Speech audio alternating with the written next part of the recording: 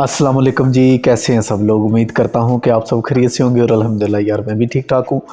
तो कल एक वीडियो डाली थी मैंने विटासिन 4 पे, अपना जो चैनल है फिल्म एडिटिंग स्कूल उस पर।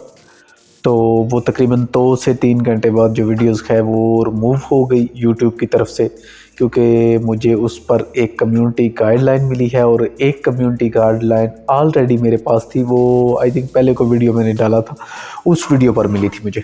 तो वो एक्सपायर होने वाली है जी इस मंथ की 24 तारीख को। तो अभी फ़िलहाल मेरे पास 2 कम्युनिटी गाइडलाइंस हो गई चुकी हैं। तो अगर तीसरी आ गई तो फिर तो चैनल ही खैरबाद हो जाएगा, अगर ना आई तो फिर इंशाल्लाह चैनल बहाल हो जाएगा।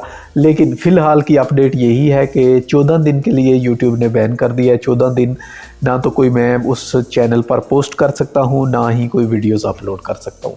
हालांकि मैंने आज टेम्पलेट्स वाली वीडियो बनाई थी कि जो टेम्पलेट्स का है उसको फ़ाइनल आप कैसे एडिट कर सकते हैं, एक प्रोजेक्ट 3 घंटे का आप उस पर कैसे क्रिएट कर सकते हैं। लेकिन अब जैसे ही उसकी इंशाल्लाह अपलोडिंग ओपन होगी तो वो वाली वीडियोस मैं डाल दूँगा।